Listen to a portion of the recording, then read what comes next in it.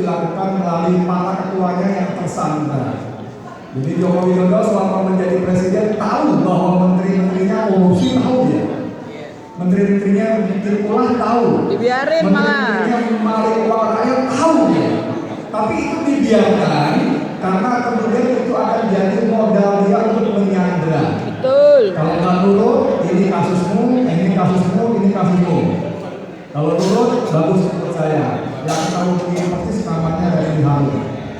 Banyak informasinya dia, ya. Termasuk kemarin di acara yang di Menteng, yang kita tahu kan cuma dua aja peristiwa tanggal 13 Oktober ketika Prabowo dipanggil menghadap Joko Widodo di Solo, yang katanya dipanggil sebagai Menteri Pertahanan. Kemudian setelah tanggal 13 Oktober itu semuanya berubah. Fufu Papa yang pada ulang tahun TNI tanggal 5 Oktober nggak berani jalan di samping Prabowo. Yang kuyu itu, yang serba salah canggung itu, kemudian setelah tanggal 13 Oktober kembali pede. Senyumnya semuanya, karena tanggal 13 Oktober ada surat perintah 13 Oktober. Kalau Prabowo nggak nurut, maka akan begini, ya. Dan teman kita dari Harun kasih bocoran. Ada satu lagi selain ditakut-takut dan diancam, juga ditunjukkan visual. Nah, visual ini apa nih? Kan dia yang mau cerita, yang membuat Prabowo berkedut-kedut. Tapi teman-teman sekalian yang selalu nanti saya bilang yang sebenarnya teman-teman nggak apa-apa ya. Ini kan yang sebenarnya boleh ya, saya beri teman-teman ya. Tapi kita perjuangan, ya kan?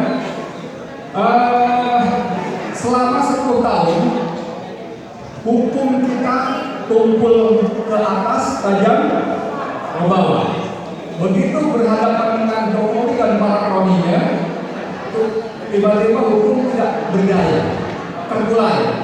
Masih ingat ketika Ketua KPK mantan Agus Raharjo bercerita, dia dipanggil sendirian oleh Jokowi hanya untuk menghentikan pengusutan kasus iktp, ya kan?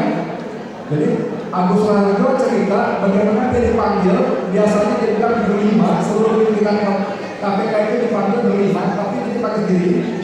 Dan baru masuk ruangan, tiba-tiba kata Agus Raharjo, Jokowi mengatakan, hentikan itu. Ini apa yang dihentikan? Ternyata yang dimaksud adalah soal iktp, soal papan saham.